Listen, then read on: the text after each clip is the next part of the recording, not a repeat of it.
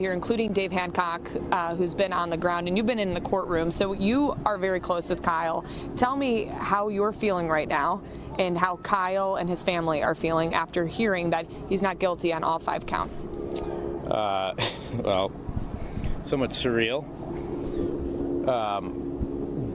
We knew that this was the right decision. I think it really hasn't hit everybody quite yet.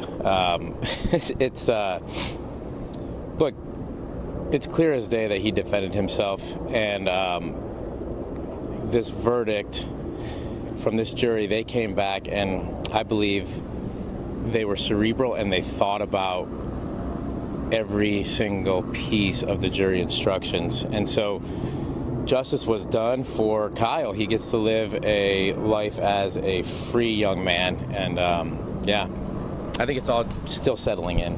I'm sure. You've been in that courtroom, you've been back and forth talking with Kyle, and you were actually with him as he prepared to take the stand and testify. I know, importantly, you didn't even tell his mom because you thought maybe she'd be pretty nervous and didn't want her to know too much about it until he walked up on the stand. How did you think that and him testifying played into him being not guilty? The whole time, he was always going to take the stand. He always wanted to take the stand because he wanted to tell everybody, the world, his story, right? Nobody knew Kyle. Nobody knows what was in his heart and what was in his head, but everybody wanted to pretend like they knew. So that was his opportunity to tell everybody what was in his head and what was in his heart. And so I'm just speechless and proud of the strength and the resilience of that young man. He's weathered a hell of a storm over the past year, a hell of a storm. And I would suggest that he's not just going, this situation is not just going to go away, to the sense where Kyle is very pragmatic when he looks back on the past year, right? He was dealt a lot of really crappy cards, and he stayed strong. His family stayed strong, and there were ups and downs, and finally, after all this time, he's a free man. 26 hours of deliberations there. I know you were getting so many calls from everybody asking you, what do you feel? How do you feel about this? Why is it taking so long? Did you ever get nervous that it was taking so long? Did Kyle get nervous that those deliberations were going on maybe longer than expected for some? I think some people got nervous. I didn't. Look, this case has veins that go to every major political issue and contemporary political issue that we're facing as a nation right now. And it was snatched up and rebranded and retitled, and I'd say quite a few people just didn't want to admit the facts and the truth. So I just figured that the jury was taking their time and they were being careful about every single instruction, because this is a major and huge and consequential case that they had to be right. They had to be right about, and they were. And you were in the courtroom. Did you receive a heads up? How did you know that they were getting closer to coming with a decision? Because we saw Kyle's mom enter short time before that verdict was read.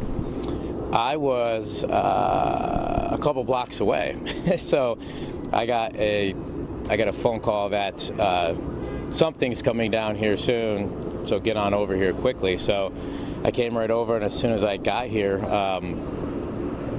we all ran down to the courtroom, and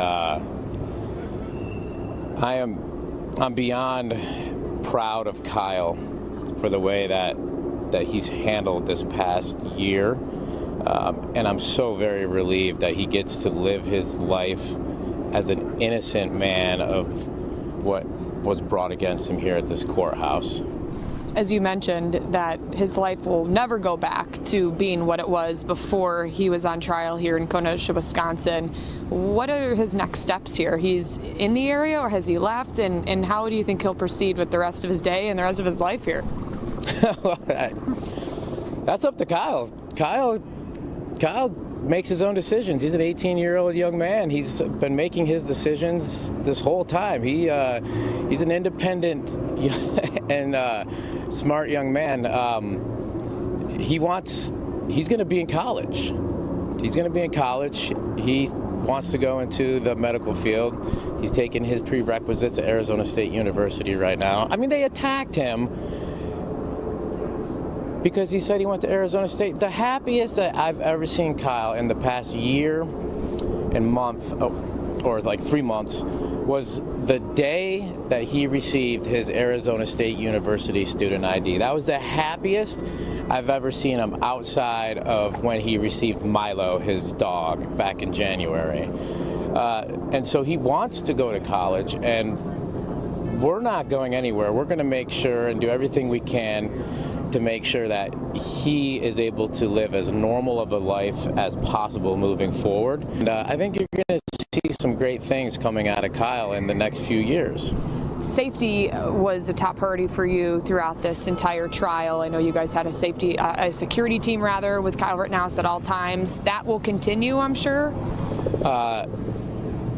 We're going to do what needs to be done to keep Kyle safe, but he has the most professional and the most fantastic security team, and they've gotten really close to Kyle, and they're committed to making sure that Kyle can live as normal as a life, at least in the short term, as possible. So I would expect that yes. I don't want to comment on the security aspect, but he's definitely going to be taken care of. So leaving the courthouse and leaving Kenosha because of possible security concerns. I know businesses in the area have told us, and you've been hearing that as well, that they were bracing for possible unrest depending on what the verdict was here. So was that something you were concerned about? Is that why he needed to leave the area quickly? Of course. He left with his family right afterwards, and so he's on his way home. And I'm going to go meet up with him, and I'm going to give him a big old hug, and I'm getting kind of worked up, but it's been a long road.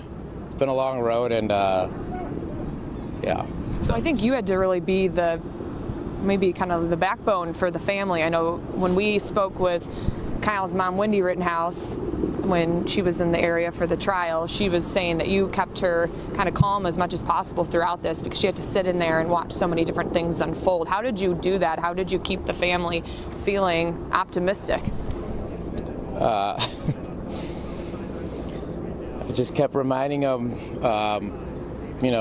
this is going to happen. This jury is going to be thoughtful. The facts are coming out in the case, and everybody knows Kyle, who's close to Kyle, knows who he is, what's in his heart, and what's in his head, and you can't fake that. That's who he is, and that's why he was down there, and that's why he ran down to the other place with a fire extinguisher, because we know the kind of person that Kyle is, and there's comfort in that. Well, thank you very much for joining us, and thanks for talking to us and keeping us updated with the latest details here. As we mentioned, we'll continue to develop how things happen on the ground here in Kenosha and bring it back to you as soon as we get that.